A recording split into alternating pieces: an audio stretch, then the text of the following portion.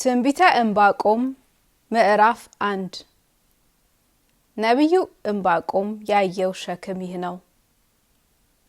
አቤቱ እኔ ስጮህ የማትሰማው እስከ መቼ ነው? ስለ ግፍ ወደ አንተ ጮኻለሁ፣ አንተም አታድንም። በደልንስ ስለምን አሳየኸኝ? ጠማምነትንስ ስለምን ትመለከታለህ? ጥፋትና ግፍ በፊቴ ነው፣ ጠብና ክርክር ይነሳሉ። ስለዚህ ሕግ ላልቷል፣ ፍርድም ድል ነስቶ አይወጣም።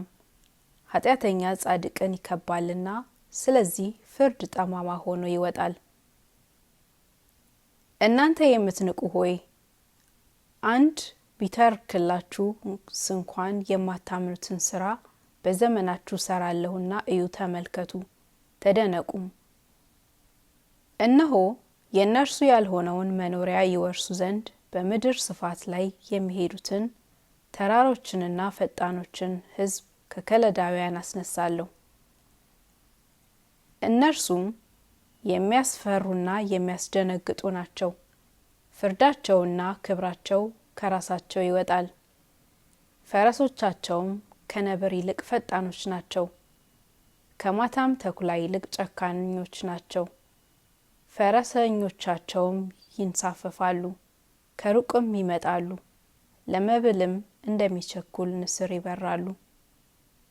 ሁሉም ለግፍ ስራ ይመጣሉ፣ ፊታቸውንም እንደ ምስራቅ ነፋስ ያቀናሉ፣ ምርኮኞችንም እንደ አሸዋ ይሰበስባሉ። በነገስታት ላይ ያላግጣሉ፣ መሳፍንትም ዋዛ ሆነውላቸዋል። በምሽጉ ሁሉ ይስቃሉ፣ አፈሩንም ከምረው ይወስዱታል። የዚያን ጊዜም እንደ ነፋስ አልፎ ይሄዳል፣ ይበድልማል፣ ኃይሉንም አምላክ ያደርገዋል። አቤቱ የተቀደስክ አምላኬ ሆይ አንተ ከዘላለም ጀምሮ አልነበርህምን? እኛ አንሞትም። አቤቱ ለፍርድ ሰርተኸዋል፣ ለተግሳጽም አድርገኸዋል። ዓይኖች ክፉ እንዳያዩ ንጹሐን ናቸው፣ ጠማምነትንም ይመለከት ዘንድ አትችልም። አታላዮችንስ ለምን ትመለከታለህ? ኃጢአተኛውስ ከእርሱ ይልቅ ጻድቅ የሆነውን ሲውጠው ስለምን ዝም ትላለህ? ሰዎችንም እንደ ባህር አሶች አለቃም እንደሌላቸው ተንቀሳቃሾች ለምን ታደርጋቸዋለህ?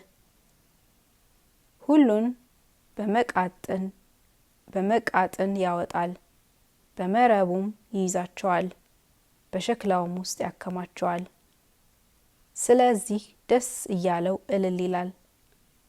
እድል ፈንታው በእነርሱ ሰብታለችና መብሉም በስቷልና፣ ስለዚህ ለመረቡ ይሰዋል፣ ለአሽክላውም ያጥናል። ስለዚህ መረቡን ይጥላልን? አሕዛብንም ዘወትር ይገድል ዘንድ አይራራምን?